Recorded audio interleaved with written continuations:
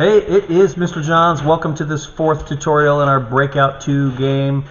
This is when it gets a little bit more fun for me. I like the visual effects, so we're going to make the bricks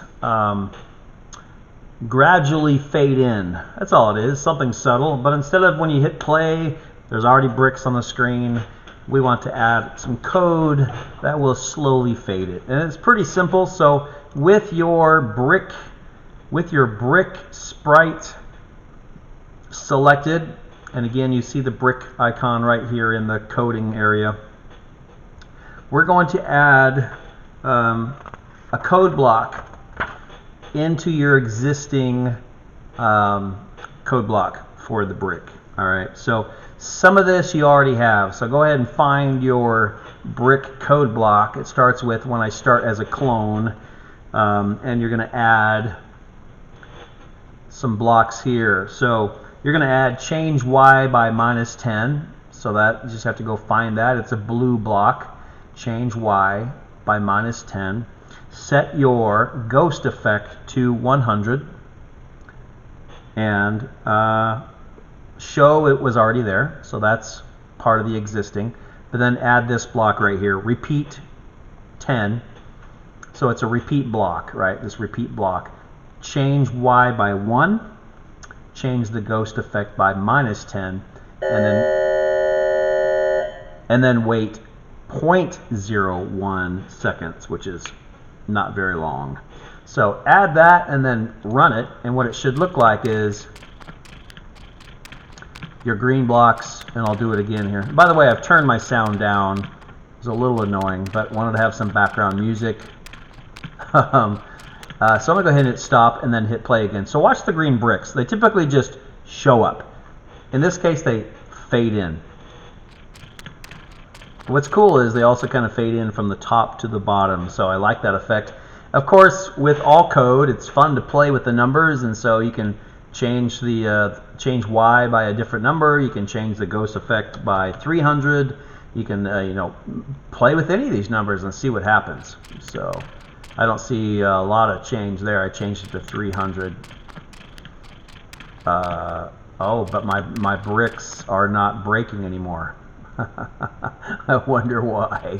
So that's interesting, right? So the bricks don't break. Maybe because the ghost effect. Let me change that back to 100. Sometimes weird, right? My bricks are not breaking. So I've got something wrong with my code. Oh, it doesn't have a delete. It doesn't have a delete clone right here. That's why I'm not telling. So with coding, you'll hear me say this a lot. It only does what you tell it to do. That's true. I mean, it's totally true. It wasn't deleting the bricks, or in this case, we call them clones, because we've cloned one brick a bunch of different times. And so sure enough, I was messing around with some other code and I forgot to snap the delete this clone back on there. So now when the ball hits the blocks, it does what I tell it to do, which is to delete those clones. All right, nice. So I've got a nice fade in effect, which I like a lot. And so step 2 to this, step 2, and I've already pre-created the code, and that was part of my problem, is I drug that down there with it. So we're going to create a new code block that looks just like this, because we also want to make a neat effect when the brick goes out. So the bricks are going to fade in, and then we want it to do something cool. I mean, it'd be nice if we could make it explode, but we're going to make it do something when we hit it. Okay. I mean, you could make it pop. You could make it disappear, shrink. You could do a lot of things with it, and I'll show you what we're going to do with it here. So add this repeat block, and then add a change color effect by 25, change the ghost effect by 5, change the size by 4. So just because these are all purple, so these are in the looks category. Change y by 4, and then turn to the right by 15 degrees. And then we're going to want to snap this in right underneath the change score block. And this delete clone block, I need to move back to the bottom of this one. So the very, very last thing is delete this clone. Okay, just looking at my notes to make sure. And we're going to snap this in right here. Okay, so first let me run it, make sure it's correct. Blocks fade in, and that is not correct. Okay, so let me check my code again here. So we have a forever block, if touching the ball, broadcast bounce. We've got change our score, repeat 10, change color, change ghost, change size. Oh, change size by -4, by the way, -4. And once I get the code working and the game works, then you guys will copy the code, change Y by 4 and turn 15 degrees, and then delete this clone. Oh, the delete this clone should be outside that box. Should be right there, I believe. So, yeah. So there we go. So here we go. Let's try it again first. Fade in. There we go. We've got, that's interesting.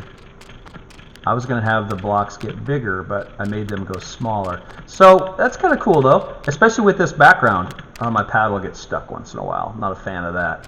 I wonder if you guys are having the same problem. My paddle sticks sometimes. Since my background is kind of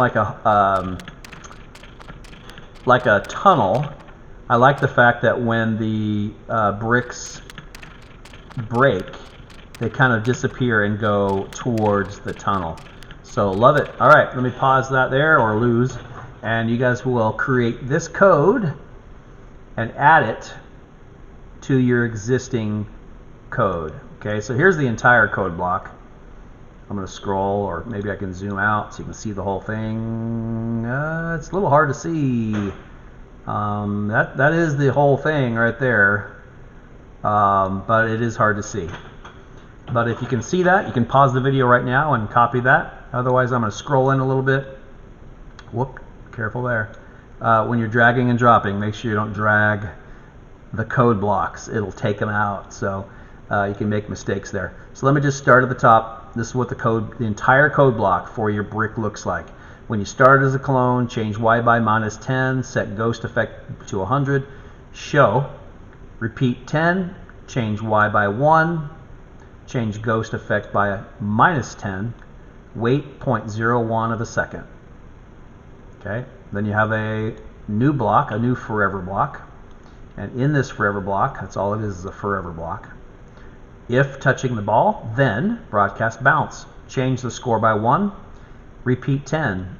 Here's the new stuff. Change color effect by 25, change ghost effect by 5, change size by -4. That's what makes it look like it's shrinking and sucking away into the tunnel. Change by 4, change Y by 4, and turn to the right by 15 degrees, and then it disappears after it does that. It deletes. So there's your code block for this next step of Breakout 2. So I hope you enjoyed that, and I'm anxious to see that it works for you. And that's it for this tutorial. Mr. Johns is out.